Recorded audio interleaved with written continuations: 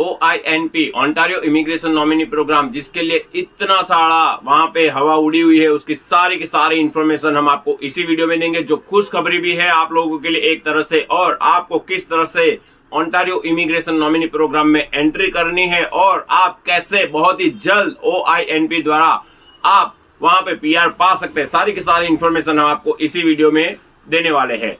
तो पहले तो नमस्कार, हम आपका स्वागत करते हैं कनाडा बाय डिजायर चैनल में।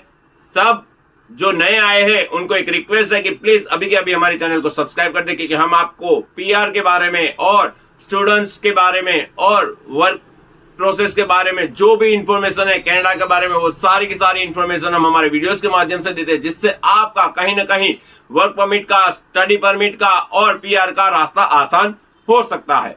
तो अगर हमारे यहाँ वीडियो अच्छा लगे तो लाइक और शेयर लास्ट में जरूर कर दीजिए, और अपने किसी दोस्तों को और अपने किसी रिलेटिव्स को जरूर से सेंड कर दीजिए, जिससे कि उसका भी काम बहुत ही आसानी से हो जाए। तो शुरू करते हैं सारी की सारी इंफॉर्मेशन इस वीडियो के माध्यम से। OINP Ontario immigration nominee programme, जिसमें भी बहुत बड़ा चेंजेस किया गया है, उसके अंदर पहले आता है क्या, वो आप समझ लीजिए। OINP के अंदर 3 स्ट्रीम्स आती है, जिसमें foreign worker stream, international student stream और इन डिमांड स्किल स्ट्रीम। अब इसकी प्रोसेस पहले और अभी के अंदर डिफरेंस क्या है और इसका फायदा क्या है, वो आपको बता देते हैं। पहले क्या होता था, कोई भी स्टूडेंट्स होता था या कोई भी जो जानता था कि मैं इसके अंदर OINP के अंदर एप्लीकेशन कर सकता हूं, क्योंकि इट्स अ फ्री का कोई भी लेने के लिए डरेगा नहीं। इसके लिए क्या करते थे, कोई भी इंटरनेशनल स्टूडेंट्स पे जाता था या कोई भी वर्कर स्ट्रीम पे जाता था, वो क्या करता था, अपनी OINP की प्रोफाइल क्रिएट कर देता था, पर प्रॉपर डॉक्यूमेंटेशन नहीं कर पाता था, क्योंकि उसके पास जॉब ऑफर लेटर OINP के रिलेटेड होता ही नहीं है। फिर क्या होता है, जैसे ही ये सारी प्रोसेस करने से उसका जब invitation to apply for PR आता है, तब वो डॉक्यूमेंटेशन ढूंढने जाता है और अपने जॉब ऑफर लेटर ढूंढने जाता है, पर उस टाइम उसके पास प्रॉपरली जॉब ऑफर लेटर होता नहीं है। इसकी वजह से क्या होता है कि उसका PR आया भी होता है, वो भी वहां पे कहीं ना कहीं रिजेक्ट हो जाता है। और गवर्नमेंट को प्रॉब्लम क्या होता था इससे, कि OINP में जितने PR इन्विटेशंस करते थे, तो वो अलॉटमेंट लोगों को दिखता था कि 3000 PR लोगों को दे दिया गया है, पर सबसे बड़ा प्रॉब्लम क्या हो गया कि उसमें से बहुत सारे तो रिफ्यूज करने पड़े, क्योंकि डॉक्यूमेंटेशन प्रॉपर नहीं था। क्योंकि वो किया किसके द्वारा जाता था, पहले एम्प्लॉई की तरफ से किया जाता था। अब पूरा का पूरा पोर्टल चेंज हो गया। उसमें क्या होने वाला है कि जैसे ही अब एम्प्लॉयर द्वारा अब इस OINP के अंदर आप एंट्री ले सकते थे। पहले एम्प्लॉय लेता था तो प्रॉब्लम क्या होता था कि आपका ऑफर लेटर जब आता था कि OINP के द्वारा PR का आ गया, उस वक्त आप जॉब ऑफर लेटर लेने के लिए अपने एम्प्लॉयर के पास जाते थे, पर एम्प्लॉयर आपको सपोर्ट उस वक्त नहीं करता था। क्यों?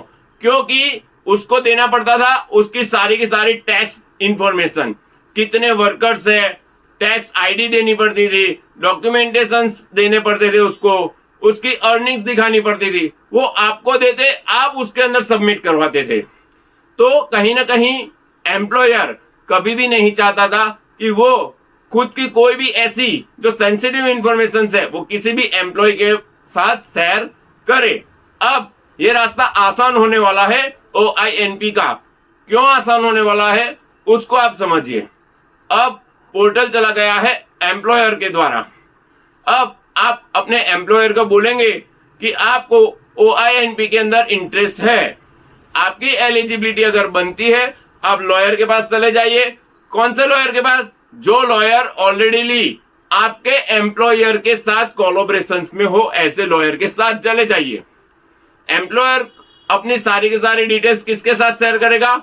पोर्टल पे, या खुद से लॉगिन आपके नाम से करवाएगा, या फिर वो अपने इमिग्रेशन लॉयर को बोलेगा कि मेरी इतनी इंफॉर्मेशन है, वो तुम एक्सप्रेशन ऑफ इंटरेस्ट जो भी लगाने वाला है उसके लिए पहले जॉब ऑफर क्रिएट करेगा कि मेरे को इस जॉब ऑफर के लिए मुझे कोई भी इंटरनेशनल स्टूडेंट स्ट्रीम या फॉरेन वर्कर्स की रिक्वायरमेंट है।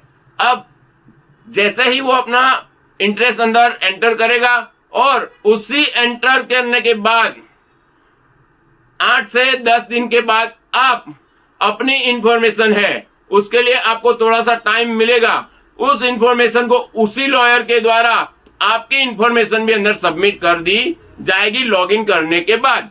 अब दोनों इंफॉर्मेशन लॉगिन हो गई, पर आपके पास एम्प्लॉयर की कोई भी डिटेल्स होगी नहीं। क्यों?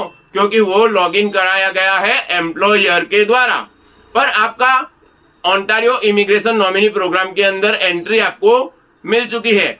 इसके अंदर एम्प्लॉयर को क्या फायदा है कि उसकी कोई भी टैक्स आईडी या फिर उसके कितने लोग वहां पे काम करते हैं, उसकी कोई भी डिटेल्स या फिर कितना रेवेन्यू है, वो सारी की सारी इंफॉर्मेशन जो पहले एम्प्लॉय को देनी पड़ती थी, अब उसको वो देनी पड़ेगी नहीं। इसके लिए अब क्या होगा, एम्प्लॉय खुद से आपका OINP के लिए रजिस्टर करवाएगा और आपका OINP आने के चांसेस बढ़। अब आपके ओंटारियो इमिग्रेशन नॉमिनी प्रोग्राम के PR के चांस बढ़ जाएंगे, क्योंकि आपको कोई भी ऐसी इंफॉर्मेशन वहां पे नेक्स्ट सबमिट करने की जरूरत नहीं पड़ेगी, क्योंकि ऑलरेडी एम्प्लॉयर ने तो अपनी सारी की सारी इंफॉर्मेशन सबमिट कर दी गई है। अगर वो रिवाइज भी मांगता है तो उसका लॉयर वहां पे सबमिट करवाएगा। आपको सिर्फ आपका जो मेल के ऊपर PR का इन्विटेशन टू अप्लाई आया है वो अपने एम्प्लॉयर को बताना है और वो अपने आप सपोर्ट करेगा। क्यों? कि आपके साथ उसको कोई भी इंफॉर्मेशन जो सेंसिटिव इंफॉर्मेशन है उसकी, जो आपको पहले मैंने बताई, ऐसी कोई भी शेयर नहीं करनी पड़ेगी। इसी की वजह से एम्प्लॉयर आपके साथ बहुत ही फेथफुली ये काम करवाएगा। और जैसे ही इन्विटेशन टू अप्लाई आपका PR के लिए आएगा, आपको सिर्फ आपके जो प्रॉपर डॉक्यूमेंटेशन है वो करना है। इन सारी की सारी चीजों में एक चीज आपको ध्यान जरूर रखनी है, OINP में अगर आपका अप्लाई आता है तो आपको एक चीज ध्यान में रखना है कि आपको अपना जो स्टेटस है कनाडा में वो बनाए रखना है। उसके लिए बहुत ही ध्यान रखना है। अगर आपका वर्क परमिट कहीं ना कहीं खत्म हो रहा है तो आपको उसके हिसाब से आपका वहां पे लीगल स्टेटस कैसे बनेगा उसके लिए जरूर से आपको काम करना है।